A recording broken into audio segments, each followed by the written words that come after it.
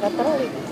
Oh, patroli. Iya, udah saya kabur dulu. Oh, siap. Putus sampai di sini. Mungkin nggak apa-apa Bu, terima kasih Bu ya. Iya, sampai Ada di situ. patroli ya. Iya, Bu. Iya. Diambil loh, Mbak. Siap Bu, ayo Bu.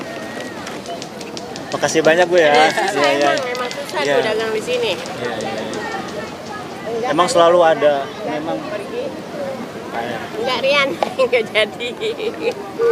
Berarti emang sering kayak gini, kayak ada patroli. Tadi udah 3 kali. 3 kali. Sampai Nah, diambil kemarin punya saya dirampas Dirampas. sama orang kantor. Dagangan saya dirampas.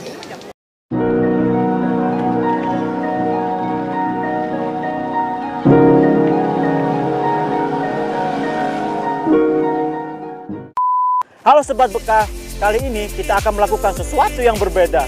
Kira-kira apa tuh? Nah, biasanya kita selalu mengulik fakta di balik layar. Sekarang saya akan mengulik sebuah fakta di depan layar. Tentunya saya tidak sendiri dong di sini. Saya akan ditemani cewek cantik, bos. Oke, langsung saya panggil orangnya. Risma, sini. Halo Risma, gimana kabarnya nih? Aduh, coba dulu sapa Sobat Fakta. Halo Sobat Bekah. Nah, sekarang ini kita sedang berada di Taman Mini Indonesia Indah yang pada awalnya diberi nama Miniatur Indah Indonesia.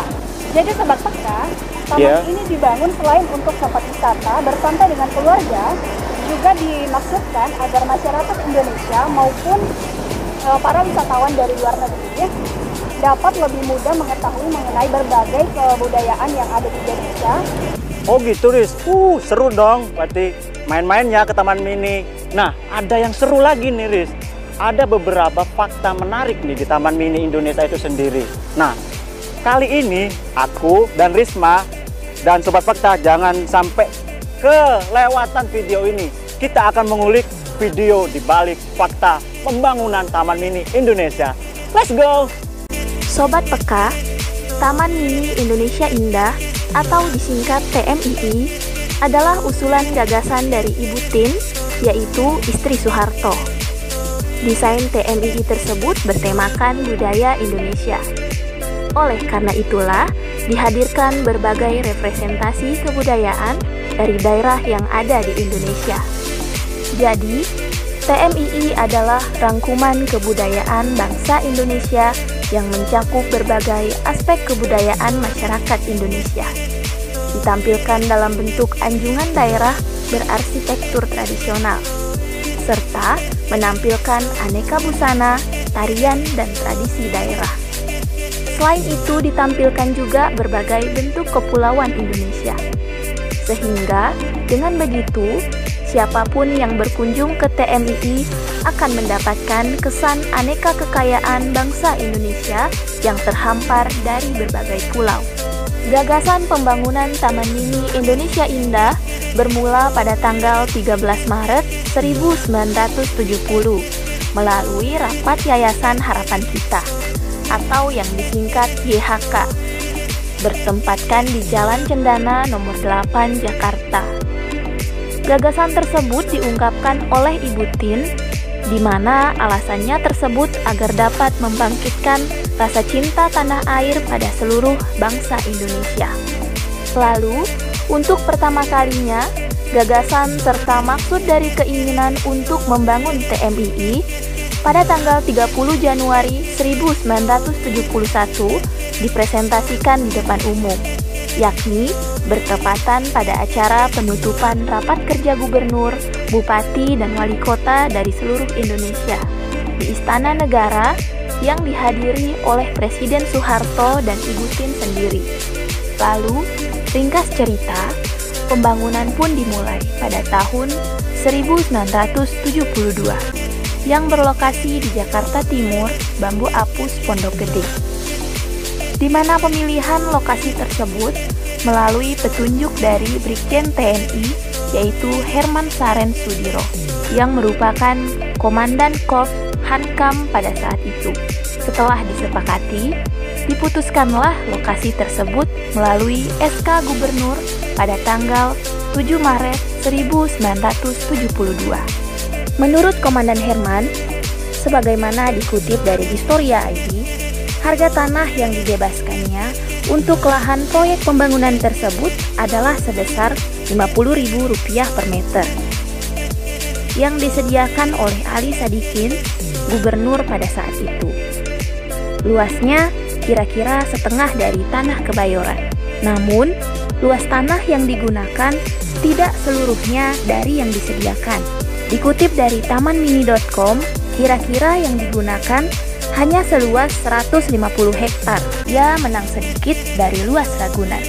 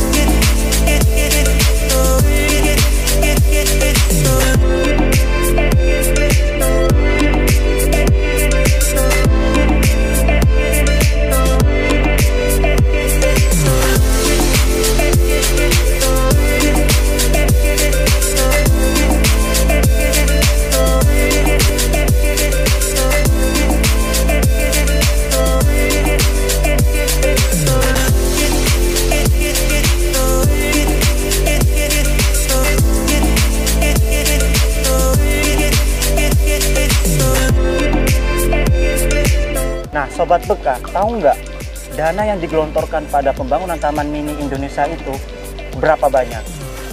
Nah, ini sekedar info aja ya untuk Sobat Beka supaya menambah wawasan Sobat Beka mengenai berapa dana Taman Mini Indah Indonesia itu. Proyek pembangunan TMI itu sendiri menelan biaya yang cukup fantastis, saudara. Ditaksir dana yang digunakan adalah 10,5 miliar. Kebayang nggak tuh, saudara? Berapa banyak uang yang digelontorkan untuk dana pembangunan TMII itu sendiri. Pasalnya, kalau kita bisa analogikan nilai uang pada tahun itu dengan pada tahun sekarang memiliki nilai yang sangat tinggi. Kalau kita analogikan 10.000 pada saat itu sama dengan 100.000 pada saat ini. Kebayang nggak tuh seberapa banyak uang yang digelontorkan pada saat itu, saudara? Oleh karena itu, fakta di balik pembangunan TMI itu sendiri mendapatkan penolakan dari aktivis mahasiswa yang menyamai dirinya sebagai gerakan penghematan. Iya, benar sekali.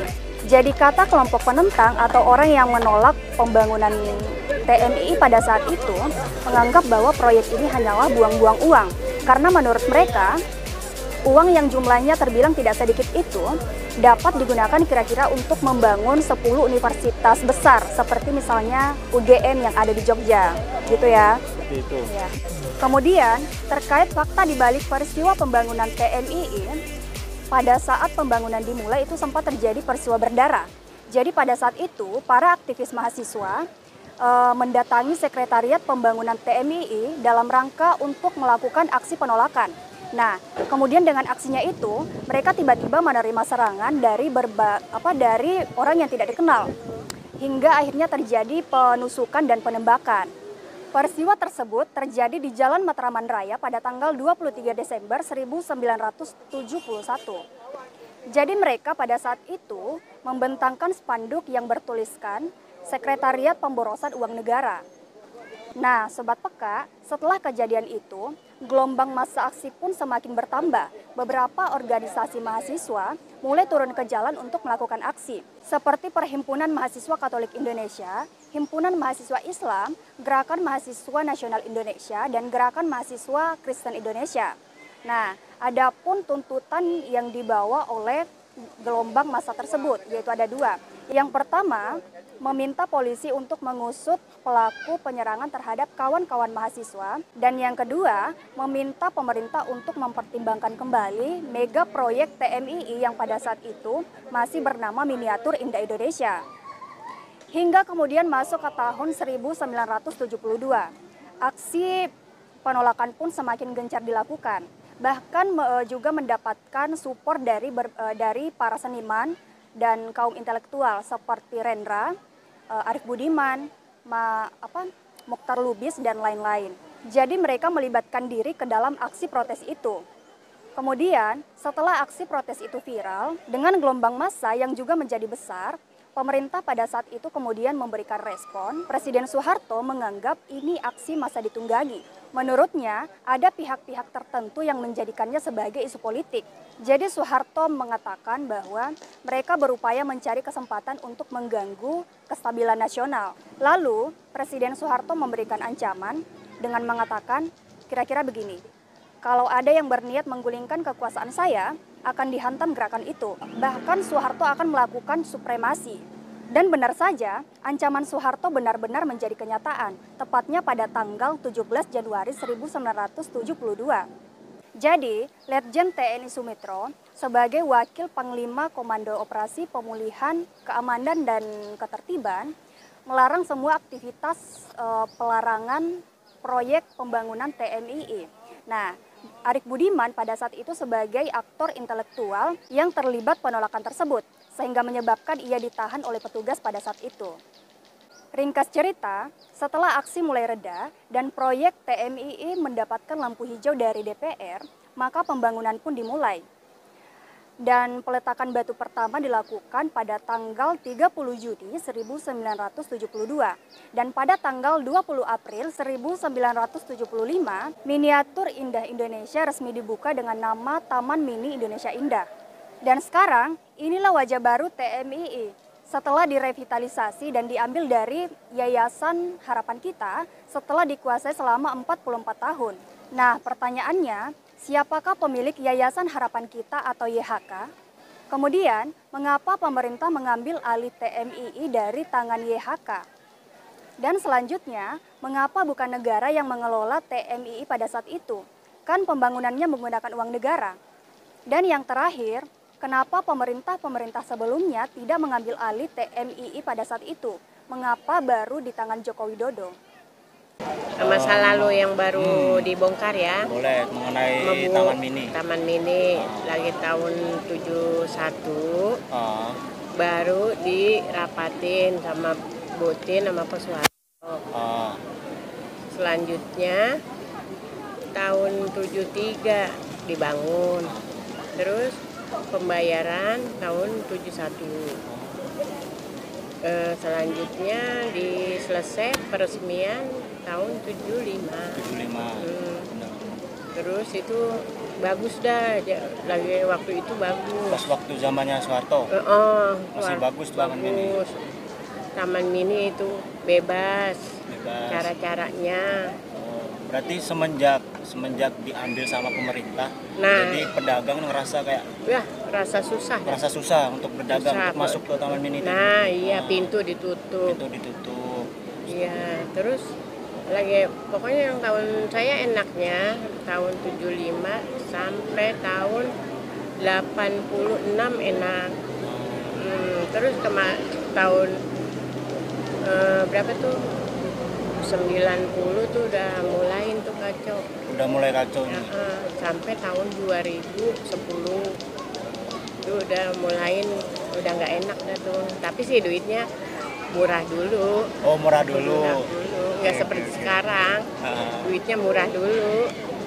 Sekarang kan gede perasaan kita, nggak ada harganya. Duit sekarang nggak ada harganya. Dulu walaupun murah ada harganya. Berarti lebih merasa apa ya? Lebih nyaman merasa nyaman Soeharto. dulu zaman Soeharto Lagi daripada presidennya Pak Soeharto. Makanya di Taman Mini ini dibongkar sama Pak Soeharto sama Butin, datang kemari ninjau sampai 17 kali ninjau. 17 kali ninjau. Oh, iya, dia mau nganuin warga, baik-baikin warga gitu. Baik-baikin warga. Dibayar dia tuh tahun 71. Oh, para pedagang juga dibayar juga? Enggak, pedagang mah cuman rumah saya tuh kan rumah saya kena. Kena dibongkar tanahnya oh, tuh. iya. Pas pembongkaran Taman Mini itu. Tanah ibu saya kena tuh. Waktu itu saya baru umur 13, tapi udah ngerti. Iya, itu aja tuh. Untuk sekarang mah ini rasanya nih sulit. Sulit ya. Ibu sehari dapat berapa biasanya? Karena kalau dagang begini ya kadang-kadang sampai nggak penglaris. Jual kopi satu aja. Patroli. Patroli. Iya, udah saya kabur dulu. Oh, siap. Putus sampai di sini. Mungkin nggak apa-apa Bu, terima kasih Bu ya. Iya sampai ada di patroli ya. Iya. Ya. Diambil loh, Mbak. Siap Bu. Ayo Bu. Makasih banyak Bu ya. Susah emang susah tuh dagang di sini. Emang selalu ada memang pergi. Enggak Rian, enggak jadi. Berarti emang sering kayak gini ya? Kayak ada patroli. Tadi udah 3 kali. 3 kali. Sampai diambil kemarin punya saya dirampas. Dirampas Sama orang kantor. Dagangan saya dirampas. Dia bilang, "Om, ntar saya mau pulang, Om." Enggak, kata dia gitu. Terus dia pergi, saya maju lagi, emang bandel. Jadi kayak kucing-kucingan gitu ya sama patroli di sini ya? Iya, saya kan orang sini asli, itu kan penerangan tuh tanah ibu saya. Iya. Jadi tahu waktu baru meninjau, baru udah selesai, sampai sekarang nih. Suami saya juga kerjanya di sini, satpam. Oh, jadi satpam di sini. Berarti Ibu masuk Taman Mini gimana itu? Apa agak susah gitu? Nggak susah sekarang, pintu di depan saya tuh di gerbangnya ditutup udah 3 tahun. 3 tahun. Dari corona tuh. Emang sengaja ditutup supaya para pedagang biar asongan itu warga nggak masuk. Ini kan dipegang sama apa? Sama TWC apa? Bukan yayasan, bukan pemerintah. Nah, mungkin harapan Ibu ke depannya gimana nih? Untuk Ibu sendiri ya sebagai pedagang di sini lah. Itu lagi ngusul pengennya mah ya biasa aja kayak seperti yang dulu ngikutin. Itu ngusul tapi ke posko ke bagian ini yang ada di Taman Mini sekarang. Bukan atasan, bukan atasan. Cuman poskonya poskonya staff lah ya, staff yang di sini ya. Sapam gitu. Minta diituinnya lah. Ya biasa-biasa aja ikutin seperti yang dulu. Pengennya kayak pas zaman dulu bebas gitu. Bebas banget ya enggak. Cuman bisa gitu. Ya, bisa. Mungkin dikasih kasih tempat lah buat para asongan gitu. Itu mah ada waktu dulu. Oh, waktu itu udah ada. Cuman kita memang nggak pernah mau dikasih tempat, nggak ada uang. Oh, beasiswa iya, mungkin. Kalau ini mah kios mah ada yang lain. Yang punya kios banyak. Kalau saya memang nggak punya uang, jadi pengennya ngangsungnya seperak 2 perak. Nggak usah banyak-banyak. Yes, seperti itu sih. Ya, gimana ya? Ya begitu Taman Mini kejadiannya waktu tahun-tahun yang dulu sama sekarang beda. Duitnya juga beda. Duitnya juga beda. Uangnya juga beda. Ampun. Lah katanya kan dengar-dengar nih Bu ada yang dibangun tuh. Nggak ada. Ini kan sampai iya entar. Itu apa direnovasi jalanan, taman-taman aja yang gitu doang. Iya, nggak ada yang dibangun, nggak ada bangunan baru. Nggak ada bangunan baru sama sekali. Cuman jalan-jalanan dibagusin. Jalan aja dibagusin. Peraturan lain. Mungkin kedepannya mungkin lebih dibebasin mungkin ya. Iya, nggak usah dibebasin lah, biasa aja. Kalau dibebasin juga Taman Mini mah kurang bagus. Oh iya. Kebanyakan pedagang liar. Kalau saya kan emang dari dulu, emang saya dagangnya begini aja. berapa puluh tahun begini aja udah. Mungkin patrolinya mungkin nggak usah lah gitu. Soalnya kita kan Kenal, orang atau kecil lah gitu bahasanya. Kalau udah kenal mah enggak, cuman disuruh minggir Bu gitu. Ya udah Bu, makasih banyak Bu Iya, ya. iya, Bu. nah. Aduh, jadi ngerepotin nih Bu. Yuk. Kagak cuman itu, saya seadanya. Iya Bu. Seadanya cerita yang saya masih ingat. Iya siap. Kasih banyak Bu ya. Iya.